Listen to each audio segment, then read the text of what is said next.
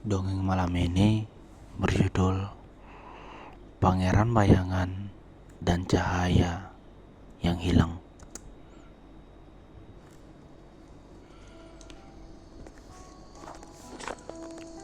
Dahulu kala, di negeri yang selalu diselimuti senja, berdirilah kerajaan bernama Aurenya. Matahari tak pernah terbit sepenuhnya di tempat itu. Langit selalu terlihat jingga dan cahaya hanya bertahan sebentar sebelum tenggelam kembali dalam kegelapan yang lembut. Dulu negeri itu terang benderang, penuh cahaya dan kebahagiaan. Tapi sejak cahaya pertama, sebuah kristal bercahaya dari langit hilang dari puncak menara kerajaan. Aurenya kehilangan pagi selamanya. Raja dan rakyat telah lama pasrah hingga suatu malam seorang pangeran muda bernama Kyle memimpikan sebuah suara lembut. Carilah aku di antara bayangan terdalam, dan kau akan menemukan cahaya bagi semua. Ketika Kyle terbangun, ia menemukan sesuatu yang aneh. Bayangannya tidak bergerak mengikuti dirinya, tetapi berdiri diam menatapnya. Kemudian bayangan itu berbicara. "Hai, namaku Solven. Aku adalah bayanganmu. Dan aku tahu kemana cahaya pertama itu pergi." Kyle terkejut, tapi ia tidak gentar sedikit pun. Sejak kecil, Kyle diajarkan bahwa kegelapan tidak selalu musuh. Kadang, ia hanya tempat cahaya bersembunyi. Solven berkata bahwa cahaya pertama telah dicuri oleh makhluk bernama Nocturus, sang penjaga malam abadi yang percaya bahwa manusia menyalahgunakan cahaya untuk kesombongan dan perang. "Jika kau ingin mengembalikannya," ucap Solven, "kau harus melewati 3 ujian: bayangan diri, bayangan dunia, dan bayangan waktu."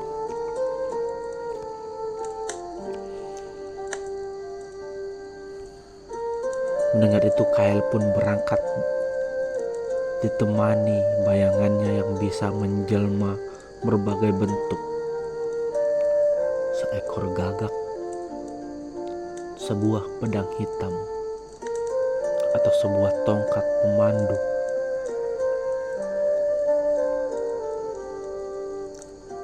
Di lembah cermin retak, Kyle menghadapi bayangan dari dirinya yang paling ia takuti. Versi dirinya yang pengecut, pendendam, dan egois. Bayangan itu mencibir, "Kau hanya ingin cahaya agar disanjung. Kau takut akan gelap bukan karena takut tersesat, tetapi takut tak dilihat oleh siapapun. Kael hampir kalah oleh keraguan, tetapi ia mengingat kata-kata ibunya dahulu. Cahaya sejati bukan untuk disimpan, tetapi untuk dibagi. Dengan keberanian, ia memeluk bayangannya sendiri, dan cermin pun retak membuka jalan ke ujian kedua.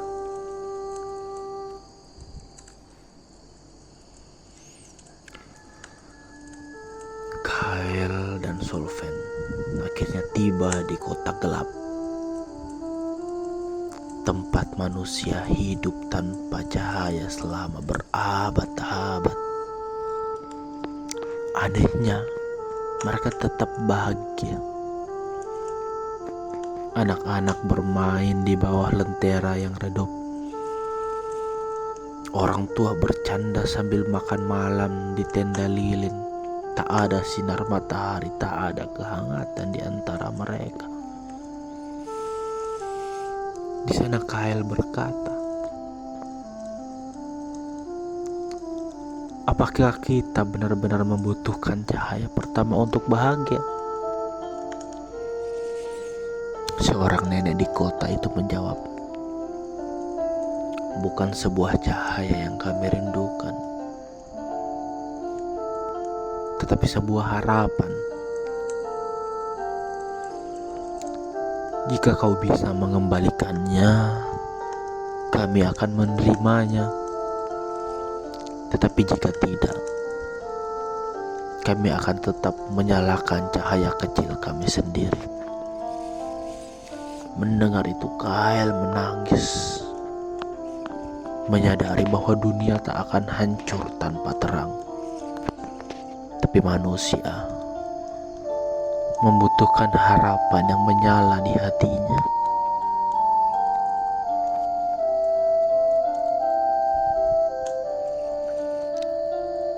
Di puncak menara malam, waktu seakan berjalan mundur. Kael melihat masa lalunya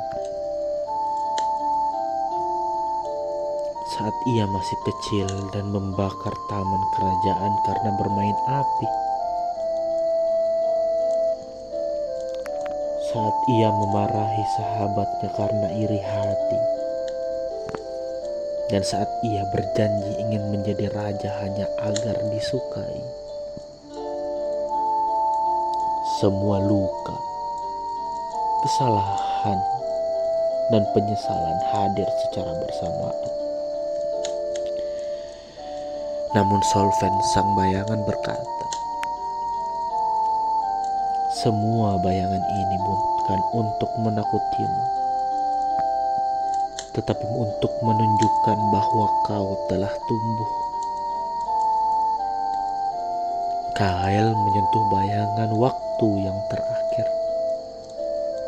Kenangan ibunya yang meninggal sambil memeluknya dan berkata, jadilah terang bahkan saat kau merasa redup. Menara pun bergetar dan pintu rahasia terbuka, membawa mereka ke istana malam, tempat Nocturus menunggu. Nocturus bukanlah monster. Ia adalah makhluk tinggi berjubah bintang. Matanya mengandung kedalaman malam. Nocturus berkata, aku tak mencuri cahaya karena aku benci. Aku menyimpannya agar manusia belajar melihat dalam gelap. Lalu mengapa kau ingin mengambilnya kembali? Kael menjawab, karena aku Aku ingin memberikannya, bukan memilikinya, bukan untuk menerangi singgasanaku, tetapi untuk menerangi langkah orang lain. Nocturus diam dengan waktu yang cukup lama, hingga akhirnya ia tersenyum samar dan menyerahkan kristal cahaya pertama pada Kael.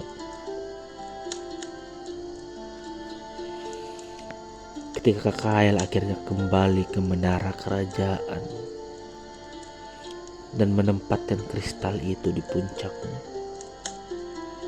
matahari yang hangat terbit untuk pertama kalinya dalam ratusan tahun. Cahaya membanjiri lembah, gunung, sungai, dan semua yang pernah bersembunyi dalam abu-abu. Tetapi lebih dari itu, orang-orang merasakan semangat baru untuk saling membantu, untuk saling mencintai, dan untuk menghargai terang maupun gelap.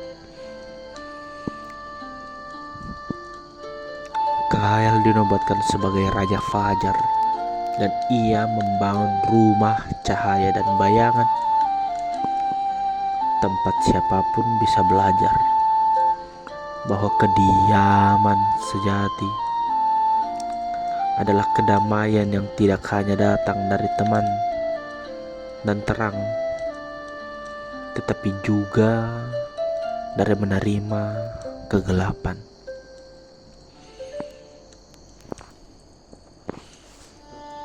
Selamat tidur,